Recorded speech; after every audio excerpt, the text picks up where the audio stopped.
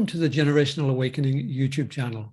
Our aim is to encourage, equip, and empower Christian leaders and parents to effectively nurture the next generation, become resilient, lifelong disciples of Jesus.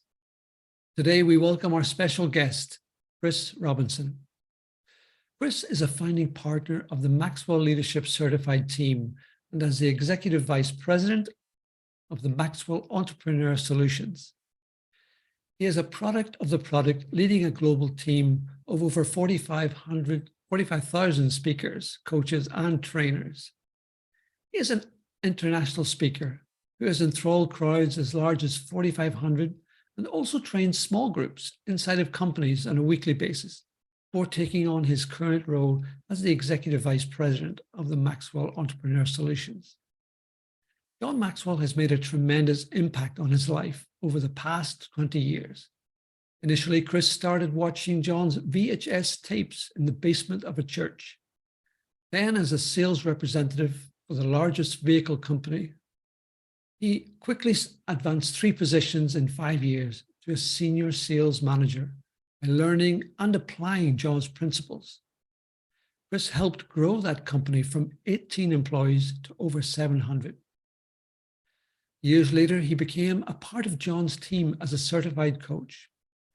Chris has been instrumental in the development of many of the programs offered by the Maxwell Leadership Certified Team members, and a leadership development organization whose members speak, coach, and train on values-based, people-centric principles that help people lead powerful, positive change in themselves, in their organizations, and in the world around them.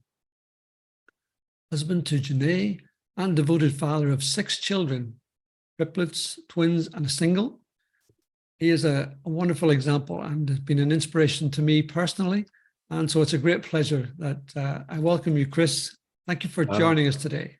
So excited to be on with you here today. And oh my goodness, when you say triplets, twins, and a single, I tell you what, that's a lot of kids, Harry. That's a lot of kids. Well, you're modeling it, and that's where the rubber meets the road, really. And as we just are examples as leaders in our home before anywhere else. Yeah, absolutely. Well, thank you for being with us to share some of your personal journey as a Christian serving in the world of leadership today. Yeah, absolutely. Well, I'm excited to be on and share that journey and have the privilege of being able to hopefully inspire someone today, encourage someone today, and equip someone to be able to go out and live life a little bit better.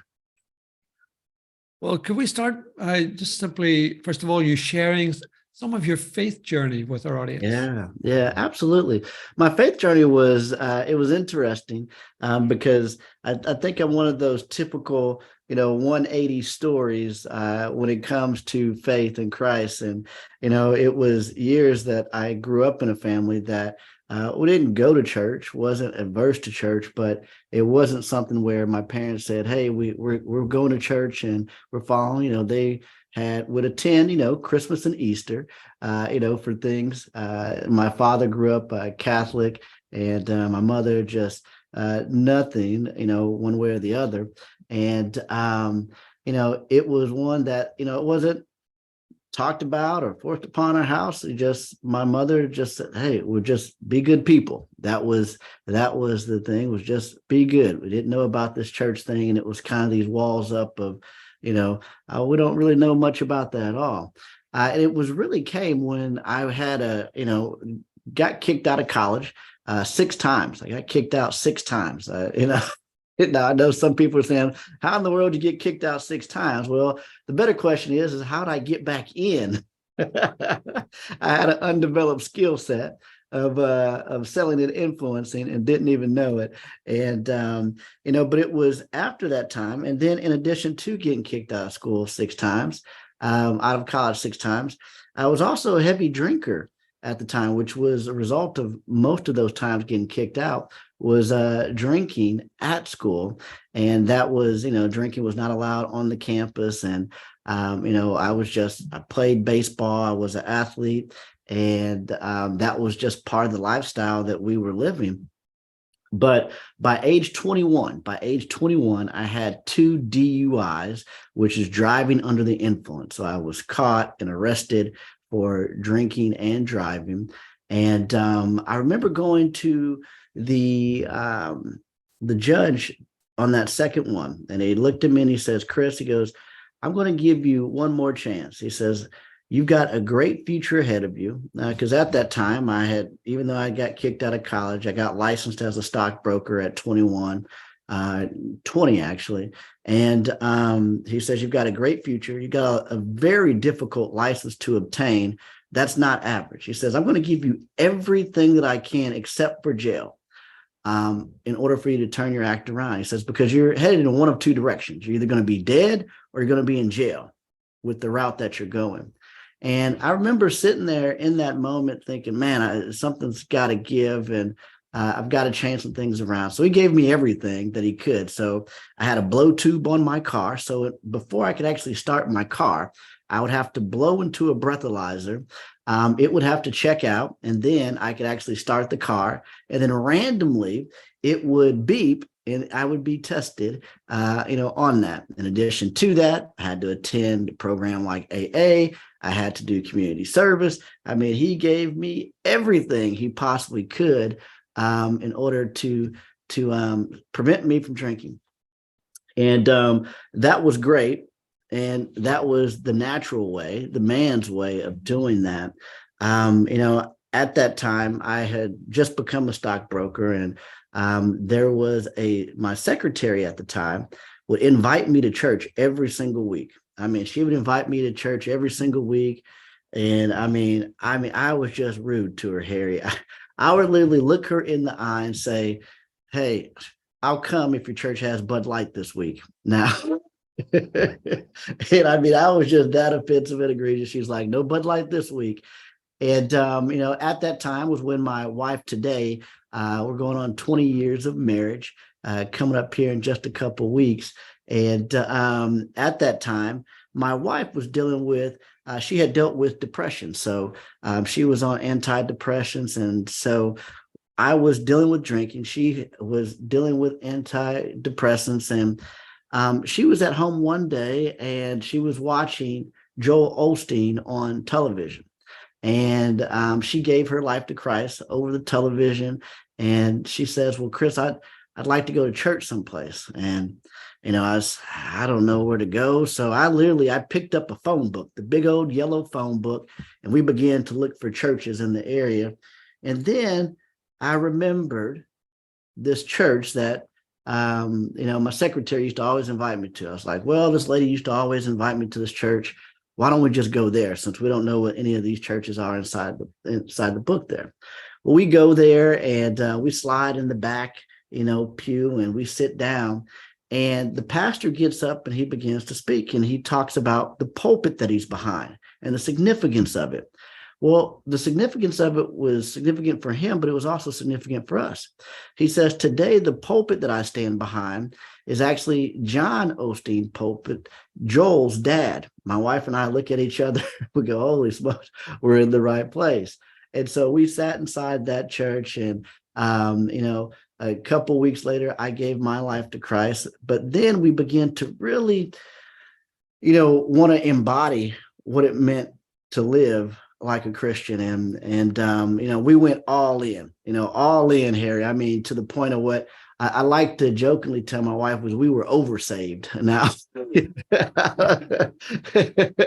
now we were oversaved, and and we were just doing everything that we possibly could. We separated from friends, and it was at that time that's when I began to pray for the removal of the desire to drink. Now, keep in mind, the judge in the natural gave me all the things that he could do: the breathalyzer in the car, the AA classes that I had to take, the driving safety classes that I had to take, the community service that I had to do. He'd given me all those things, but yet, what God does is he works on the inside. And in order for all those things were external, but for true transformation, true change to come, that had to come from the inside.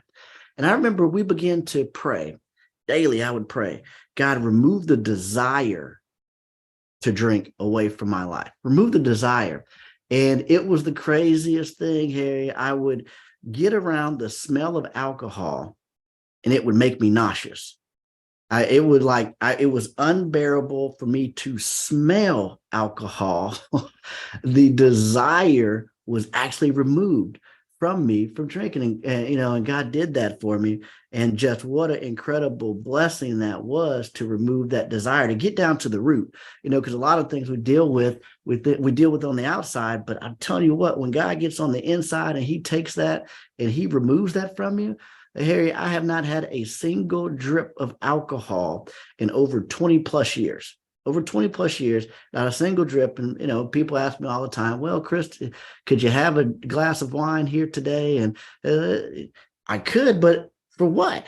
Why would I pick up what God took away from me? Why would I go back and pick up what God took away from me, even though I could control it at this point? And so, that really started our journey with Christ. And, we began to get plugged into the church. We began to serve. And I remember just, everything that we did, we were just trying to just live right. We didn't understand the grace and the love of God loving us just where we're at. We were trying to serve our way to make sure we were right. And we were on that oversaved side. I mean, we didn't watch TV. We didn't, we didn't listen to any music, secular music. I mean, we removed everything, but it was this time period. It was just my wife and I, friends, family members. We kind of isolated everybody away from us, and it was just us. But it was the right thing for us at that time. If I had to go back and do it all over again, would I have done it that way? No, but it was what we needed at that time, which really shaped the foundation for us, that just really helped us grow in Christ. So it was truly just God's grace of a 180 turnaround. Well, it's every one of our stories is unique, but certainly it's very clear just the way in which the grace of God was working in you to prepare you for the role you have today as a leader and as a father. And how has the life and work of John C. Maxwell personally impacted you as a Christian leader? Yeah, well, I mean, John's work has been monumental. It goes back to that foundational teachings that, when we were, very, very early phases is where I really got into personal growth and development and came across John. Now, like most people, when you get into John's books or personal growth books in general, that pursuit is success. And what happens over time as you get familiar with the principles and you begin to achieve, you feel like you get to a point to where there's still a hole in your heart, and that hole is significance. So there's success, but then there's significance. And so John's work really taught me success, but it also taught me significance when putting people first. So I started out with John's very first course for me was actually at the church, in the basement of the church. And again, I was seeking success. I was a brand new salesperson inside this organization. And I knew on paper, I looked just like everyone else, meaning that, hey, my numbers were about the same. I came in early. I stayed late. I had a good attitude, but I was looking for how can I separate myself, or how can I differentiate myself inside the workplace? And so they were offering a course at the church, the 21 Laws of Leadership, which, by the way, still the absolute best leadership book on the planet.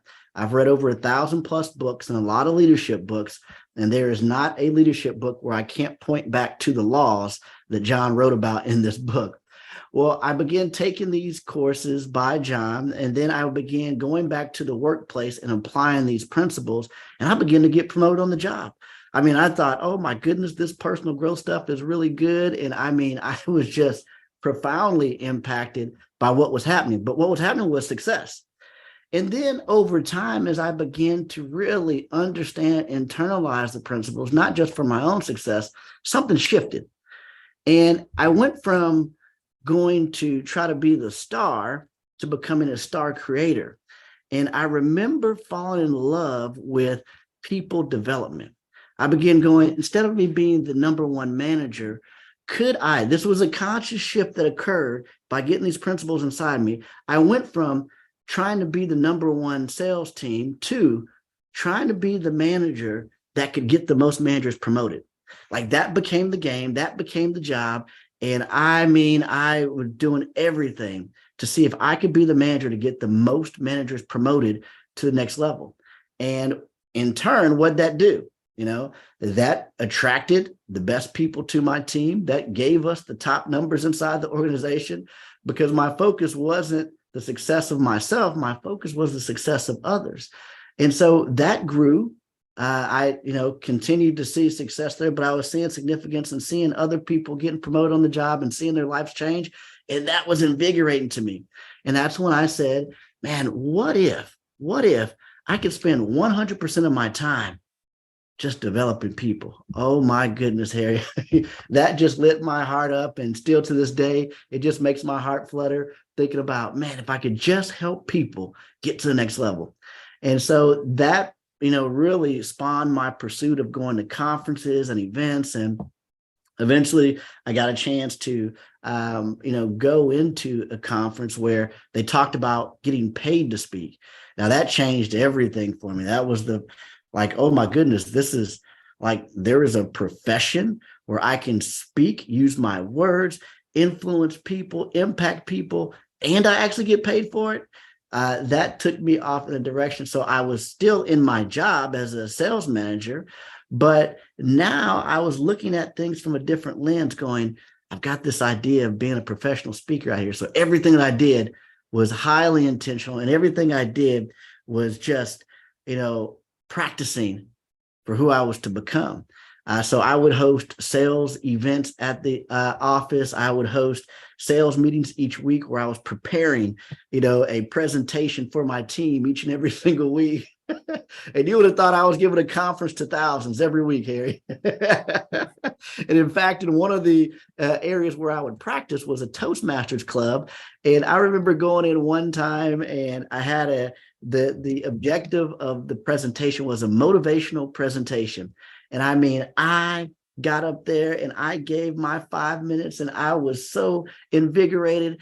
And I was done, and I sat down, and there was only 5 people in the room. And they said, well, Chris, that was pretty good, but one of the things you need to work on is there's only 5 people in the room.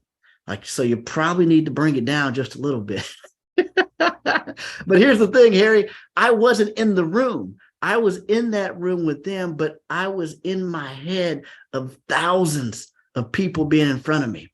And it was just moments like that allowed for me to just progress and grow where I was, that eventually led to me becoming part of John's team when he offered certification for the very first time. And I knew that was my bridge to personal growth and development. So John, for the past 20 years, has had a dominant theme and thought process and input into my life. Then becoming part of the team, that gave me some proximity. I was a little bit closer now. Now I was in the rooms with John, and over time, John and I, had he began to realize who I was, and I was producing results as a speaker, coach, and trainer, which opened up, and I was serving all the time, and every single opportunity that we had on the team to serve, I was serving. And that led from me being a certified team member, to being a part of volunteer team, to being a volunteer teacher, to being asked to be a part of the faculty, from being a part of the faculty to be the faculty president.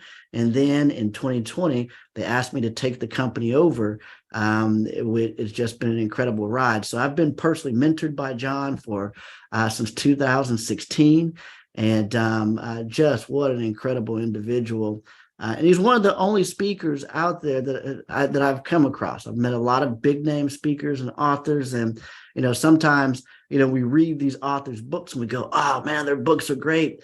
And then you meet them and you go, oh man, their books are great.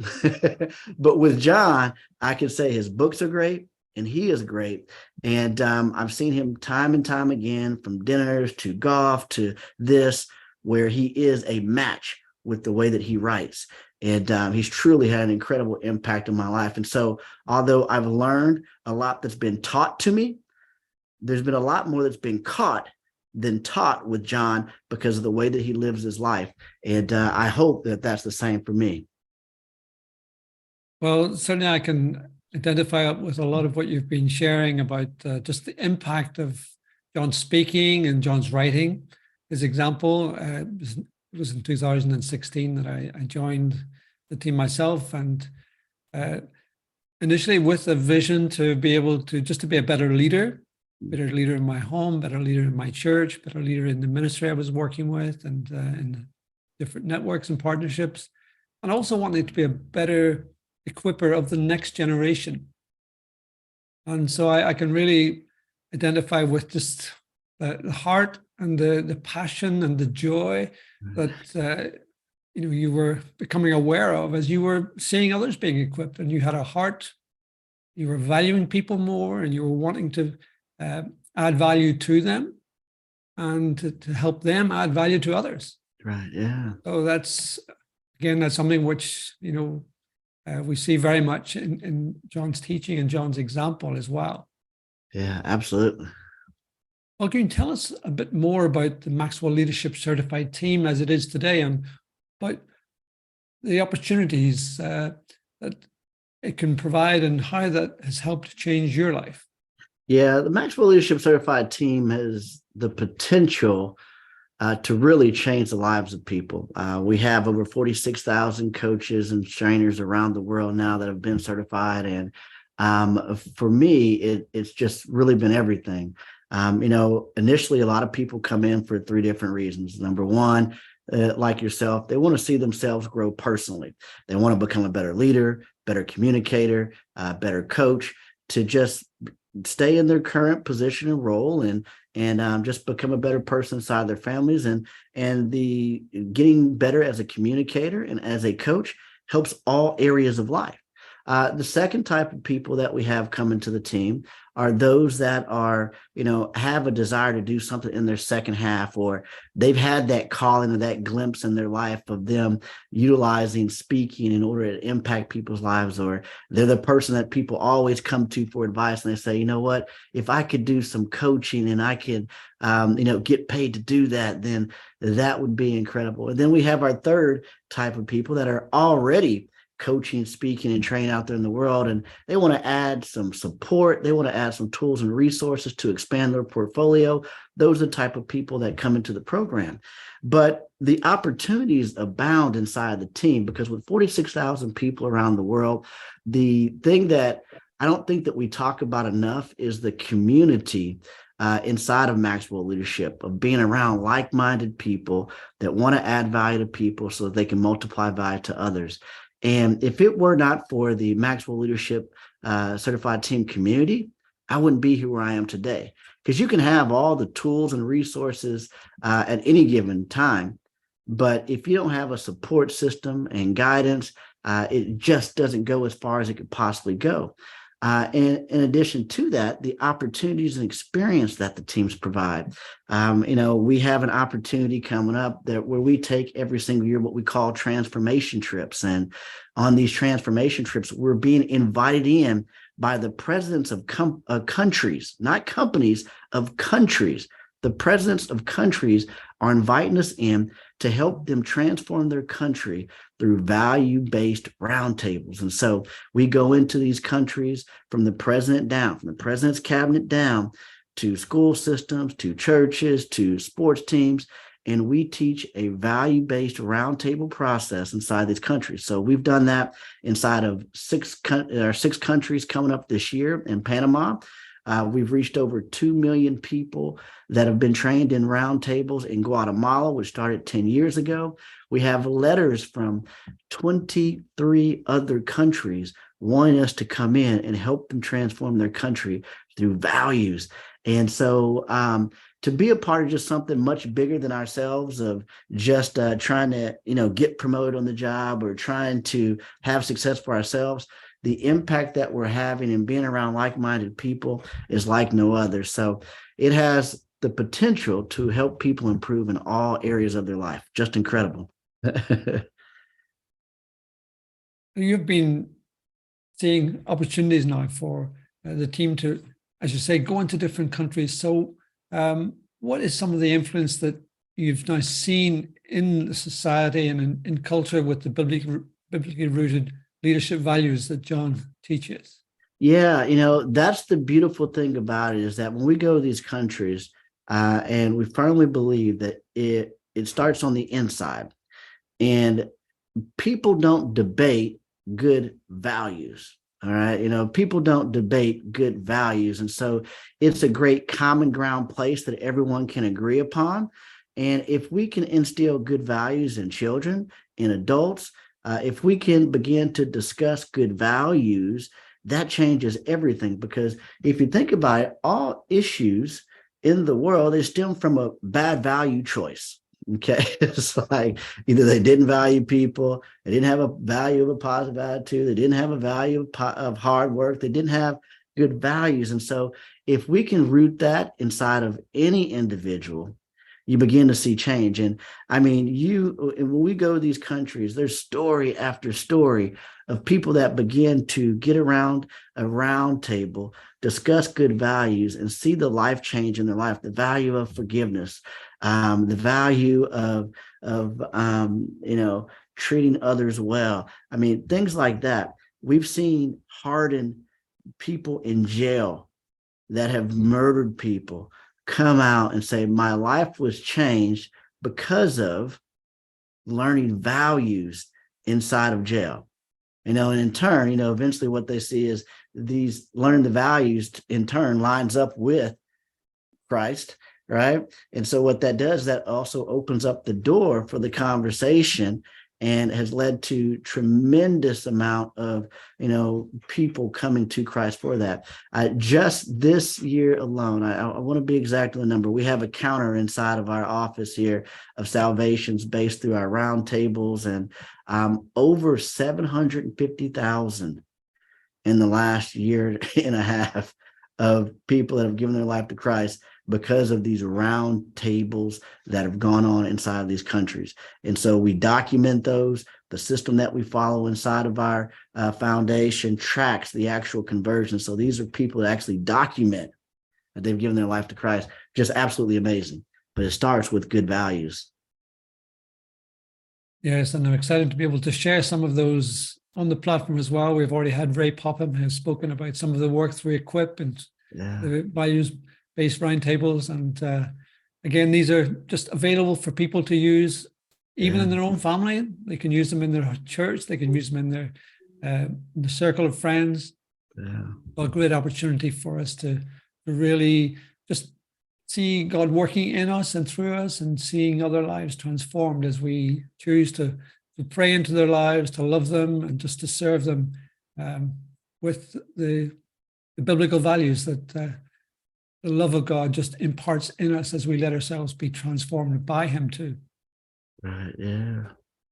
Well, how can our listeners learn more about the Maxwell Leadership Certified Team opportunity that people have today? Absolutely. I mean, if you're listening to this or watching and you say, hey, look, I'm a person of value that wants to add value to people so that they can multiply value to others. If you have seen yourself in your mind, if you've had that glimpse of, you see yourself speaking and impacting people around the world, if you see yourself growing your community and helping your community transform, or even your family transform, this has the potential to help you do that. To find out more about that, you'd want to get in touch with Harry through thegenerationalawakening.com/leadership. So Harry, if you could put a link below this so that people can get to that, put in your information there, and Harry will reach out to you, get you in touch with one of our growth advisors, and they can tell you all about the program and how it has the potential to help you in your specific situation. So it truly is an incredible team to be a part of. And I promise you, you will be better off as a result of being around people of value that value people. Yes, and the call that would follow, any inquiry that's totally non-committal as well. Yep, that's correct. Well, there's no obligation, but if you're interested in knowing more or having questions answered, then just please go ahead and fill in that form. Yeah, absolutely. Well, thank you, Chris, for being with us and for your example of faith and commitment, and to serving as a godly father, a godly leader who is inspiring and equipping so many others around the globe today. Well, thank you, Harry. Thanks for having me, and thank you for being a part of the team and for adding value to people. Well, if those who are watching us, if you have found value in what Chris and I have shared today, I invite you to like this video and hit the subscribe button and the notification bell to be kept informed of each new video released. And let us also know in the comments below what you have found most helpful or encouraging, and any questions you may have for Chris or myself. And then share the link with friends and churches who would also be helped and inspired. Together, let's impact many more lives for good across all the generations. So thank you again for joining us today. Be blessed, and let's keep multiplying the blessing to others, adding value to others. In Jesus' name. Bye for now, and see you next time.